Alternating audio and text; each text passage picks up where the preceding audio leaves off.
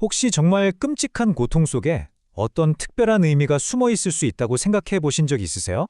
오늘 우리가 함께 살펴볼 이 요셉의 이야기는 바로 그 질문에 대한 아주 강력한 대답이 될 겁니다. 역사상 가장 극적인 반전 드라마라고 할 수 있죠. 자, 이 이야기의 심장부로 들어가기 전에 이런 질문을 한번 던져볼게요. 만약에 말이죠, 한 사람에게 일어난 최악의 비극이 사실은 한 민족 전체를 구원하기 위한 거대한 계획의 일부였다면 여러분은 믿으시겠어요? 이야기의 시작은 요셉이라는 한 젊은이로부터 출발합니다. 이 요셉은요, 아버지의 사랑을 정말 한 몸에 받던 아들이었고, 심지어는 자신의 위대한 미래를 보여주는 그런 신비한 꿈까지 꾸게 되죠. 그런데 이게 웬일일까요?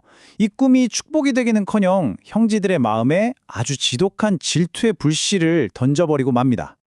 그리고 그 질투는요, 곧바로 끔찍한 행동으로 이어집니다. 요셉의 삶은 정말 순식간에 그야말로 수직으로, 나락으로 떨어지죠. 보세요. 아버지의 사랑을 받던 아들이 하루아침에 형들의 미움을 받는 동생이 되고요. 그러다 깊은 구덩이에 던져졌다가 결국엔 머나먼 이국 땅의 노예로 팔려가게 됩니다. 정말이지 그의 모든 것이 한순간에 산산조각 난 겁니다. 자, 이제 배경은 이집트입니다.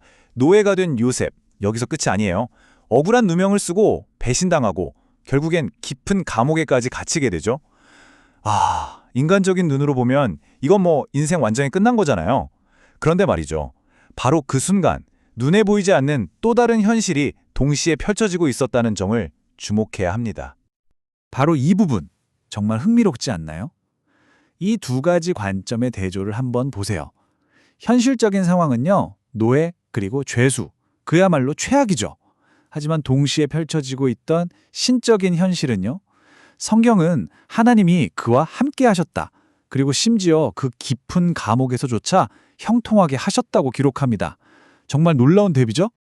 그리고 바로 여기가 이 이야기의 대반전이 시작되는 지점입니다. 하나님께서 주신 요셉의 특별한 능력, 바로 꿈을 해석하는 그 능력이요.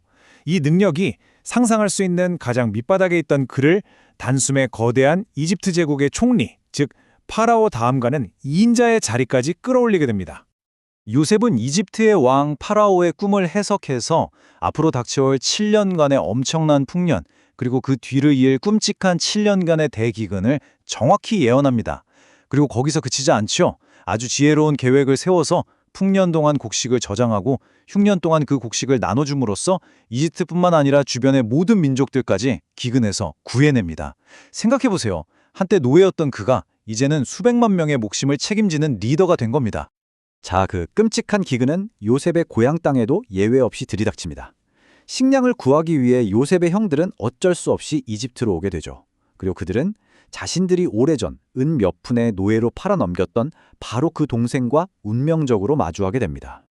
이제 모든 권력은 요셉의 손에 있습니다. 복수하려고 마음만 먹으면 얼마든지 할 수 있었겠죠. 하지만 요셉은 놀라운 선택을 합니다. 먼저 형들의 마음이 정말 변했는지 지혜롭게 시험해 본 후에 마침내 자신의 정체를 밝히죠. 그리고 그들을 용서합니다. 이 눈물의 화해 장면이야말로 찢어졌던 관계가 회복되고 신의 계획이 어떻게 이루어지는지를 보여주는 이 이야기의 클라이막스라고 할 수 있습니다. 시간이 더 흘렀어요. 아버지 야곱도 세상을 떠났습니다. 그러자 형들은 다시 두려움에 떨기 시작합니다. 아버지가 돌아가셨으니 이제 요셉이 우리에게 복수하지 않을까 하고요.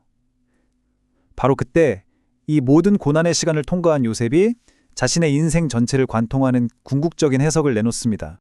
바로 이 한마디입니다.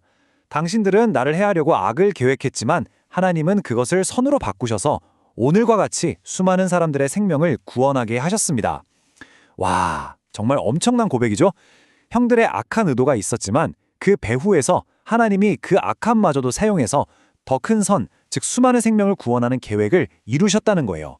이걸 깨닫는 순간 요셉의 모든 고난은 더 이상 의미 없는 비극이 아니라 위대한 구원 드라마의 일부가 되는 겁니다. 요셉의 이 놀라운 고백이 바로 신학자들이 말하는 섭리라는 개념의 핵심입니다. 좀 어려운 말 같지만 쉽게 말해 이런 거예요. 하나님이 우리 삶의 모든 사건들, 심지어 인간의 실수나 악한 행동까지도 당신의 주권 아래에서 합력해서 결국에는 선하고 거룩한 목적을 이루어 가신다는 믿음이죠. 성경 전체를 관통하는 아주 중요한 사상입니다. 자, 그럼 이 놀라운 이야기를 통해 우리가 얻을 수 있는 교훈은 뭘까요? 정리해보자면 이렇습니다. 먼저 하나님은 인간의 악함마저도 더 큰 선을 이루는 재료로 사용하실 수 있다는 것. 그리고 아무리 깊은 고통 속이라도 그 안에는 우리가 미처 깨닫지 못하는 신적인 목적이 숨어 있을 수 있다는 거죠. 그리고 정말 중요한 것, 바로 용서입니다. 요셉이 이 모든 것을 하나님의 더 큰 그림, 더 높은 계획으로 이해했기 때문에 자신에게 씻을 수 없는 상처를 준 형들을 진심으로 용서할 수 있었던 거고요. 바로 그 용서를 통해 하나님의 구원 계획이 완성될 수 있었던 겁니다. 구덩이에서 시작해서 왕궁의 총리가 되기까지 요셉의 이 믿기지 않는 여정은 마지막으로 우리 각자의 삶에 하나의 질문을 던지는 것 같습니다. 지금 여러분이 겪고 있는 그 힘든 시간, 그 고난은 어쩌면 우리가 아직 보지 못하는 어떤 선한 목적지를 향해 나아가는 과정은 아닐까요?